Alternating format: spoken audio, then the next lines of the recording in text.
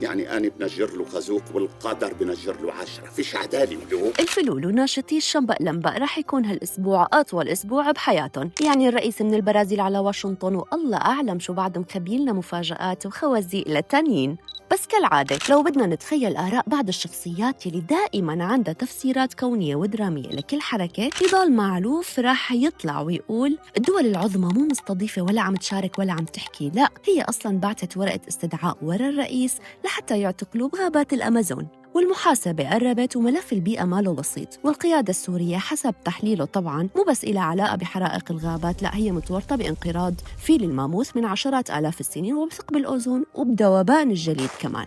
أما فرح يوسف فهي رح تقول القصة بطريقة أكثر شاعرية. القيادة المؤقتة رايحة تخطف ببغاوات من الأمازون وتدخل بحرب مقدسة مع أقليات لحتى تفرقهم وتمنع عنهم صوت الطبول والأساطير. وهي نفسها رح تضيف في مسؤولة أوروبية حكت لي وهي بتعرف كل شيء.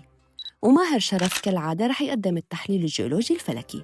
القوى العظمى بعتت ورا القيادة لحتى يجبروهم ينقلوا نهر الفرات لدولة باشان الخيالية ويفكوا الحصار عن الغيوم فوق جبل باشان، وبالمقابل رح يدفعوا لهم 4 مليارات تعويض عن الوزات.